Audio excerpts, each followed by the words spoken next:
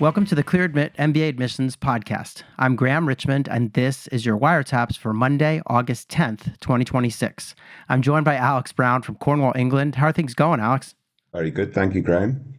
So this is peak summertime. I guess you're getting out and about. It must be great weather. I always envy. I just think of it as being not quite as hot where you live as it has been down here on the continent, but I don't know. Yeah, no, I mean, we've actually had some spectacular summer weather and consistent. So we're in drought condition, which is quite unusual for the UK. Yeah. But yeah, lovely weather. Yeah. Unless you're a farmer. Yeah, that's Farmers right. are not happy. Yeah, I'll bet. So this week, Alex, we've got a lot to get to because we've got some news about round one and early decision deadlines, events to attend in both August and September.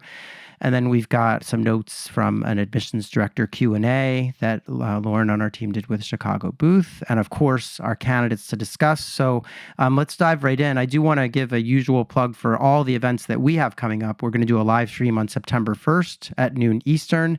That's me and you taking people's questions. And then in late September, we have our application, what is it called? Inside the MBA application process series or something like that. And we have 28 schools already signed on for that. And I just was looking at the list and I noticed that we have Harvard, Stanford, Wharton, Columbia, Chicago, Kellogg, and MIT all signed up for that series, along with a whole bunch of other fantastic schools. But I think it might be the first time that the entirety of the M7 are doing an event series with us, which I'm really looking forward to. Yeah, I think it's absolutely brilliant. And again, a real good, strong reflection of Clear Admit. Being a presence in the MBA admissions field, if all the top programs are participating in our events, I just think that's absolutely fantastic. Yeah, totally. And it'll be a lot of fun. And I mean, you saw we were in U.S. News the other day. Yes. U.S. News and World Report ran a story about how to look at work experience in the context of an MBA application. And they had, rung me up for some quotes and stuff. So anyway, yeah, so we were there too.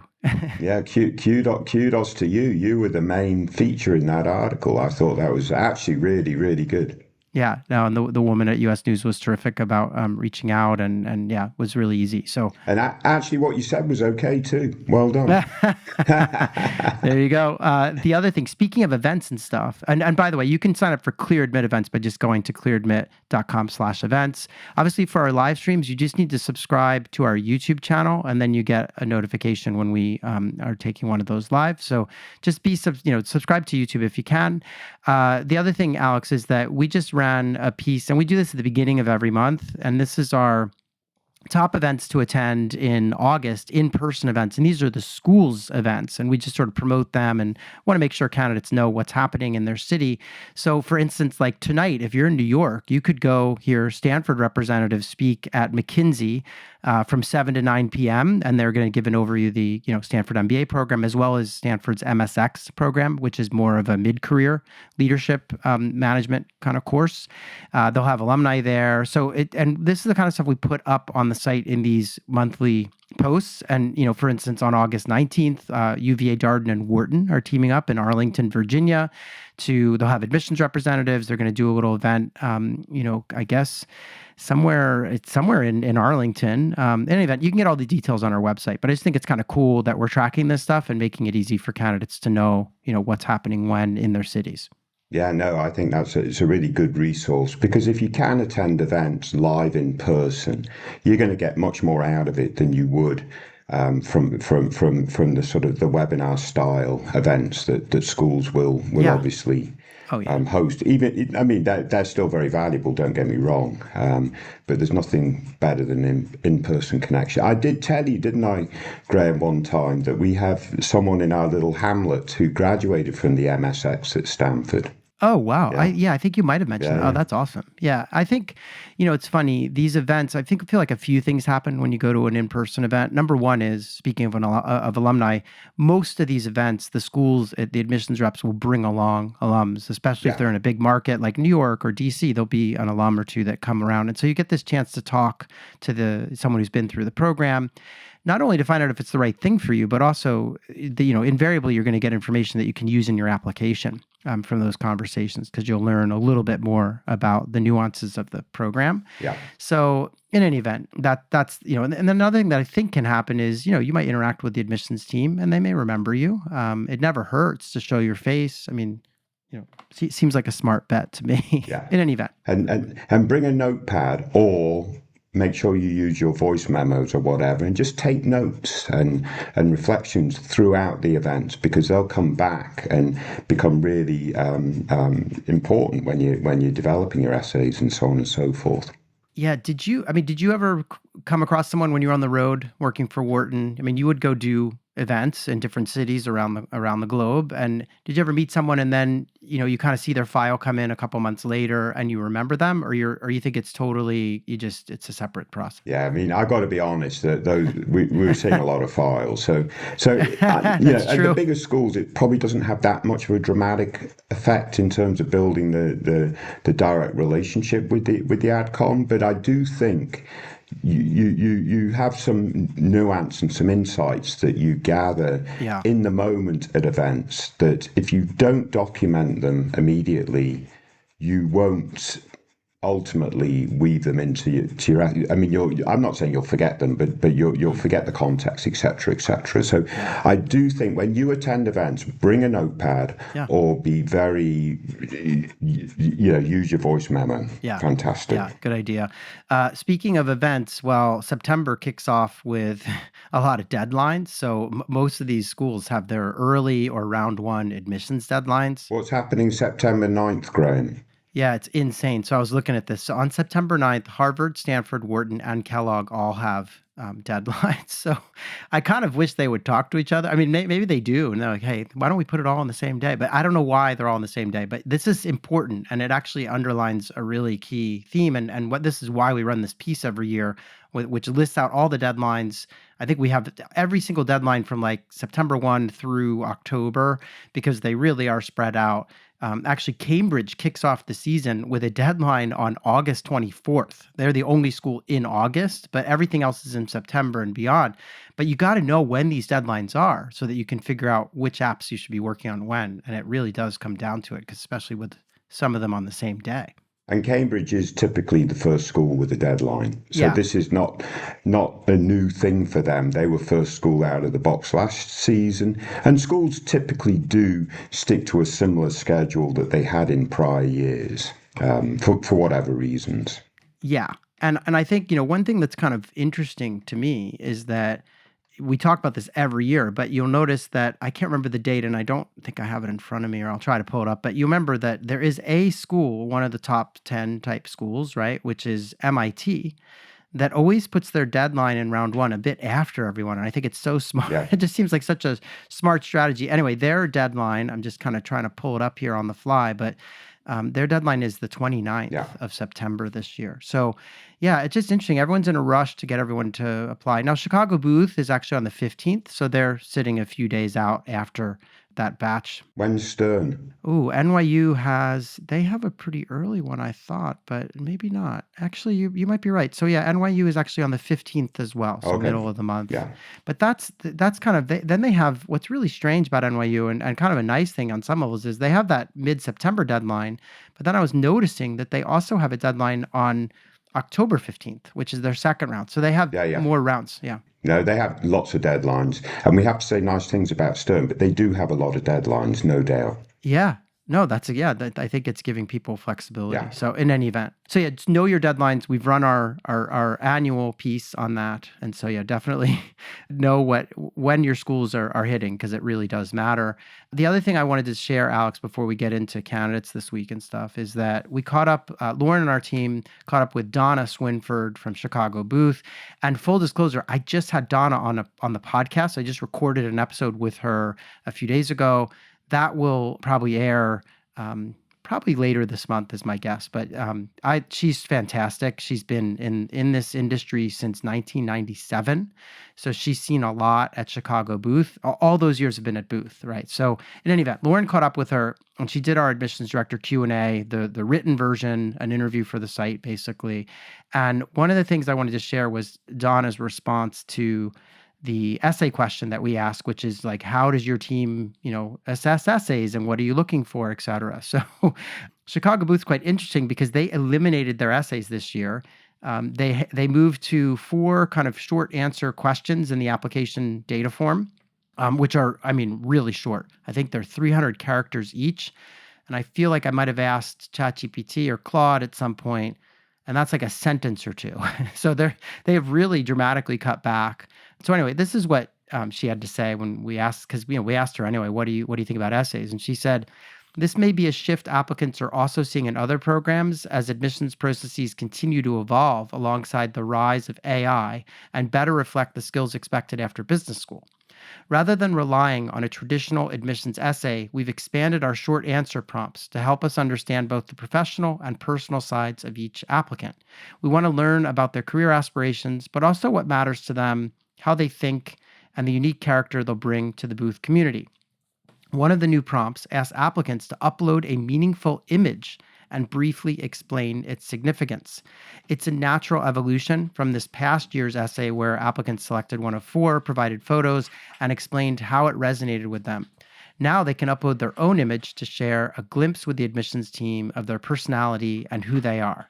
She goes on to say that at a high level, throughout the entire application process, we're looking to learn more about candidates' reasons for pursuing the MBA experience, to get a window into what distinguishes them as an individual and what they hope to achieve with a Booth degree. The best advice is simply to be yourself. My other little bit of guidance is to make sure your response is directly aligned with the prompt and that it's your own words. Above all else, your response should be an authentic reflection of your individual viewpoint, and hopefully it provides a peek into who you are as a person, both professionally and personally. So that's a lot, but what do you think? This is a kind of an interesting move, and I will add, they have a video now too that I can't remember how it works exactly, but basically you go online and they give you a question, you have to answer it, I think, right away. There's no preparation time, and again, they're trying to get the authentic candidate is my guess. And I think that's the key, right? Trying to get the authentic candidate, and AI is definitely being adopted quite widely in terms of essay prep, etc. And there's no doubt candidates are using it for the more traditional essays, and they've got to be careful about how they use it, and we'll talk about that more in another show. But this is definitely a reaction to all that, and I like it. I think it's quite. Yeah, really good. Yeah, no, I think it's fine. So I'll also say, just as a bit of trivia, Donna started at Chicago the same year I started at Wharton. Oh, wow. Yeah. Okay. And what's funny, I don't know if you've ever met her, but you guys shared the same boss for a period of time, right? Because you worked for a period of time with Rose, right, at Wharton, Rose Martinelli, and then Rose Martinelli went and worked at Chicago. Or maybe Rose was a colleague of yours and wasn't yet boss. But in any event, you both worked with Rose Martinelli. We did. At Wharton and Booth. So very cool stuff. Speaking of admissions director Q&As, there's still more and more of these being published on the website. But as many of you know who listen to the podcast regularly, we continue to publish podcast episodes with admissions deans as well. Last week, we ran an admissions director Q&A with Donna Levinson from MIT Sloan. So that's in the feed here. You can listen wherever you're listening to this episode. And I'm really excited to say I've been recording a ton of these. I caught up with Willie Green at UVA Darden, Lindsay Lloyd at NYU Stern, Rupal Gadia at Harvard. So there are many more to come, and they'll all be in the feed here. So wherever you listen, you can get them. This is why it's really important actually to subscribe to the show, because then they'll pop into your feed automatically. So I recommend you subscribe wherever you're listening. Alex, anything else you want to discuss today, though, before we get into our candidates? Let's kick on. All right. So moving right along, this is Wire Taps candidate number 1. So our first candidate this week is looking to start school in the fall of 27. So diligently working away on applications as we speak here. They've got Carnegie Mellon, Columbia, Cornell, Dartmouth, Duke, Harvard, Kellogg, NYU, Stanford, UNC, and UVA on their list. So that's 11 schools, pretty hefty target list. And they've had a few different roles. They've worked in a finance startup as an accountant. They also worked as an audit associate in a food company. And now their current role is they're a financial analyst in a construction and real estate company. So the common thread there is kind of accounting, audit, finance in those 3 roles. those 3 roles have comprised about 5 years total of full-time work experience, pre-MBA here. They have taken the GRE, and they scored a 332, really good GRE score. Their GPA is a 3.2. They earned that, they describe, from a tier 2 university in India, and they describe those grades as somewhat average. They mentioned that they'd love to stay in the US after business school, ideally New York, but they're flexible as to where. And they were just curious what we think. Like, they want our unvarnished opinion on their profile as to whether they're going to be competitive for top programs. They do share that they want to transition into investment banking, ideally M&A, and eventually move into impact investing. They're a little concerned because they don't have any direct experience with investment banking, so they're kind of curious what we think about that. Outside of work, they've been serving in the Teach for India program for a couple of years, teaching underprivileged children. They're also a UN volunteer, United Nations volunteer. They lead volunteers from different countries in fundraising initiatives for education and other social causes, and they also belong to the Indian Red Cross Society, again, supporting fundraising and relief efforts during natural disasters. They have a financial modeling and valuations analyst certificate. They also have a Lean Six Sigma Green Belt certification. So a couple of key professional certifications. They know they're overrepresented. Alex, what do you think of this candidacy? Because there's a number of great things here, but what do you think? I mean, it's an interesting candidate, and one of their biggest concerns is they've got no real brand names on their CV, right? They went to a tier 2 university, they're worried about that. They haven't worked for a big company that's well known, and they're worried about that. These might be legitimate concerns. I think the key to sort of resolving those concerns is making sure that they can show their impact and their growth wherever they've been, right? So that, they could work for a small business, et cetera, that the Adcom's never heard of. But if they've managed to grow revenue a certain amount, or they've developed meaningful projects and so on and so forth at those firms, then it shouldn't matter that the Adcom has heard of the firm before, et cetera, et cetera. So to me, focus on really what sort of impact that they've had and so forth is going to be really, really important. They say their GPA is average, doesn't stand out. That's a little bit unfortunate coming from a tier 2 university, but how do they overcome that? They've got a massive GRE score that should in some way go to mitigate any concern that they're smart enough to be successful in top tier MBA programs. So I think they've done all the right things there in terms of getting a great GRE score. I would really hope that they're able to target the first round. And transitioning into investment banking with the type of background they have should be quite doable, I would think, going to one of the top tier programs, right? I mean, you're not going to transfer necessarily into investment banking if you're going to a top 20, top 30 program, but the sorts of programs that they're targeting, which I think are legitimate programs for a candidate like this, should provide them a very decent pathway into investment banking. And schools like Johnson stand out in that regard, and so forth. I like their activities outside of work to help sort of complement and sort of round out their overall profile. Yeah. So I got to think with these types of schools that they're targeting, Graham, that they're going to see some success as long as they can show that real impact and growth. Yeah, and I think prepping their recommenders accordingly Yes. is, obviously really important, making sure that, because sometimes, when you're working at a big company that has sent many people off to business school over the years, the person writing the recommendations maybe already done this song and dance and they know the drill, right? Whereas if you're working at a small company with limited exposure to people going off to do an MBA in America, there maybe is a learning curve there. So I would encourage them to work closely with their recommenders, just to make sure the recommenders, have copies of their essays, or at least their career goals essay, their resume, and just understand the pitch that the candidate's making. But I, like you, I really like this candidate. I mean, I think they have a really good test score.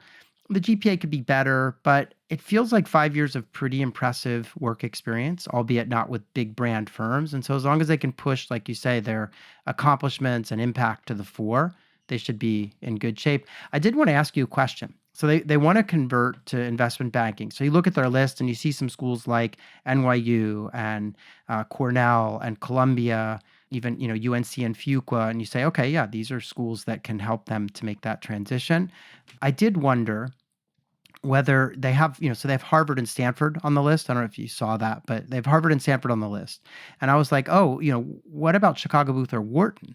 Because neither of them are on this list. And I was thinking, if your goal is to convert into the sort of finance field, I'm trying to figure out, and maybe they have other reasons that they're really interested in HBS and Stanford, but given, maybe somewhat low probability odds, I just wondered if you think they should maybe shift around their list a bit. I think you raise a really good point. Wharton and Booth would make a lot of sense for their goals. And if they target Wharton versus Harvard and Stanford, Wharton may be a slight notch below, but it's clearly one of the top three. You might argue that Wharton should be their reach school, and Booth should fit right in their wheelhouse. Yeah, so something for them to think about. Obviously, 11 schools is a big list, and they may need to narrow that list down anyway. Again, because they're overrepresented, we do not recommend just apply to the really tough ones in round one and then save the kind of schools with slightly higher acceptance rates for round two. That's a kind of a recipe for disaster if you're overrepresented, right? So they need a mix of schools in the first round, but I'm wondering if it's more like 6 to 8 schools and not 11. They need to think through exactly which schools can help them to achieve their goals. Yeah, and if you're looking at, all right, which schools, we talked about the very top, right? You've got Wharton and Booth, make a lot of sense. And then if you look at schools that are in that sort of top 10, top 16, in order to get that spread, they've got Johnson. They've also got Columbia for the top, which makes a lot of sense. They've got Johnson and Fuqua or whatever. They would make a lot of sense. And I think Tepper is a good sort of just either, depending on who you're asking, whether they're inside that top 16 or just outside into that next tier, which is the argument I might make, is another good program for the types of goals that they have. Yeah. So you do wonder if it's like you're saying, is Stern on their list? It is. Yeah, it's on the list. Yeah. Yeah. Stern's an obvious one, right? Yeah. Yeah. So I hear you, and I think what I hear you saying is you've got kind of Wharton, Columbia, Booth, you've got Stern, Cornell, Duke, and then maybe UNC and Tepper, right, or something if you want to round things out. So in any event, this is all food for thought on their side, but hopefully it helps them. And I think that you were also advising them to use the AI tool that we built to kind of check their story and give them feedback. Yeah, they asked me if I could give them feedback on their essay, right, which we don't do at Clear Admit, and I'd be doing them a disservice anyway by doing that. But if they used our Ask Clear Admit bot and put their essay in and just ask for direct feedback, etc., they would get some really good feedback. Yeah, I'll bet. Yeah. So in any event, I want to thank them for sharing their profile. Wish them the best of luck as they buckle down and get their applications in order here. Let's move on and talk about Wire Taps candidate number 2. So our second candidate this week has 5 schools on the target list, and they're going to be applying to start in the fall of 27, just like our first candidate. This person's looking at Boston University, University of Miami, NYU, Vanderbilt, and also Fordham. So those are the list of schools they're targeting. They have been working as a real estate journalist and newsletter editor. We'll get into more on that in a moment. They're thinking, though, of a post-MBA career, maybe in something else like consumer goods, or, they talk about maybe even finance or real estate, which is where their focus has been as a journalist. They have a 3.6 undergraduate GPA, but they studied philosophy with minors in journalism and history. So it's a relatively qualitative undergraduate experience. 4 years of work experience. They're located in New York City. They'd love to be in any one of the cities where the schools they're targeting are located. So they mentioned New York, Philly, Boston, San Diego, Miami, in any event. They have a bunch of possible locations post-MBA. And they explained to us that they've worked for 2 online real estate trade publications for the last 4 years, and they're currently a senior associate editor.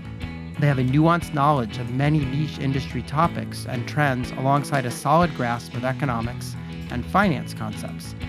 So that's what they gave us, Alex. And I know we talked about this before we came on air, but what's your take on this candidate? Because it's an interesting non-traditional candidate. Yeah. Do you think they're a victim of the AI push, right? As a journalist, I'm sure Maybe. that type of role is under some degree of threat anyway. So basically, how do you make yourself more useful in this age of AI as a journalist? Either get out, which is looking like what they're doing, or they could probably go down a pathway of really getting their head around the AI stuff and becoming a leader in that space. But anyway, what do I think? I think, given, as you said, that their undergraduate degree is quite qualitative, as an art history major, Graham, I'm sure you're not dismissing the quality of their undergraduate experience, No. but certainly it seems like it's probably quite qualitative. I would want to see some quant in their background, barring taking some coursework. I mean, they got a decent GPA, right? So I'm not saying that they don't have the academic chops, but I'm guessing there won't be any real evidence of quant chops in their applications, and that could be very problematic for MBA programs. To resolve that, I really would encourage them to look at taking one of the standardized tests. They haven't mentioned that they're planning to waive, but nor did they mention a test score or their plan to take the test. But I think in order to maximize their opportunities in the MBA admissions space, i.e. get into the best programs that they could qualify for, complementing that 3.6 GPA with a strong test score that shows quant acumen, I think would really elevate their opportunities perhaps the schools on their target list, but maybe even looking at some other additional programs that might be more suitable. Along that way, I would also encourage them to really think long and hard about their post-MBA goals, because they've listed out a myriad industries, etc., including things like venture capital. Yeah, we all want to work in venture capital, but what's the reality of that goal based off of your current experience? And I would hazard a guess that for the 95% of applicants to top tier business schools, VC is not a reality. I would presume that this candidate would fall into that. Yeah. So just a couple of big things here for me is post-MBA goals and get that quant evidence into the MBA applications. Yeah, because I think on the one hand, I see a candidate who has 4 years of work experience. It's consistent around journalism, basically, but it's also business journalism. Yes. So you could say, well, they're qualitative, but they've been covering business. And they have that comment they made about how, I have a knowledge of a lot of topics, including economics and finance. So my first thought was, wow, interesting kind of non-traditional candidate who wants to make the leap into the business world after kind of covering it from the sidelines. Yes. Right. And then I look and I see a 3.6 GPA and I say, okay, pretty good. But then, philosophy with journalism and history, and you say, well, that could be good. I'm a fan of liberal arts, et cetera, but I need evidence and the test is the best way to go. And I think one of the challenges this candidate faces, they're probably, when they're looking at Questrom at BU or Miami, Herbert, I mean, a lot of these schools have waivers, right? So they're probably, maybe Fordham must have one as well. So they're probably encountering a number of schools which are on their list that are kind of like, oh, test smashed. We don't really care. But then the likes of a Stern or an Owen, it gets a little more nuanced. And like you're saying, I think there could be other schools available to this person if they just buckled down, took the test, and worked to get a good score, because it could really change the whole calculus of this. Exactly. So in any event, I really, if they want to go to Stern, take the test. I really think they should take the test. I mean, we need evidence of their ability to survive the curriculum in that first year, especially at business school. Yeah. So I mean, it'll go a long way. If they've got the wherewithal and the resources to really prep hard and take the test, I would say don't apply in round one. Apply in round two yeah. with a good standardized test, because they're a non-traditional candidate. There's no rush to get the application in round one, like our previous candidate from India might have that sort of overrepresentation laying over the top of them. This candidate doesn't have that. So take the time, avoid round three, target round two, Yeah. come in with a test and think long and hard about those goals. Yeah, the goals thing was really challenging to me too. Yeah. Just too fuzzy. They need a, especially when you're a non-traditional candidate, you got to have a good head on your shoulders. And the one thing they didn't give us any information about is outside activity. So I really hope that they do some other things in life. And it doesn't have to be, working for the Red Cross or something, but it's something that shows that they're a dynamic individual with different interests that would, contribute to the fabric of the class in a MBA setting. So in any event, I wish this person the best of luck. Hopefully they hear us loud and clear. Go take the test, reply in round two, get a good set of goals, in your plans. And they should have even more options than the ones they've listed here if that all goes well. So best of luck to them. Very good. Alex, thanks, Alex, for picking these out. We're in summer mode, just doing 2 a week as we, kind of work our way through the summer. But we'll do it all again next week if you're around. Very good. Stay safe, everyone. Take care.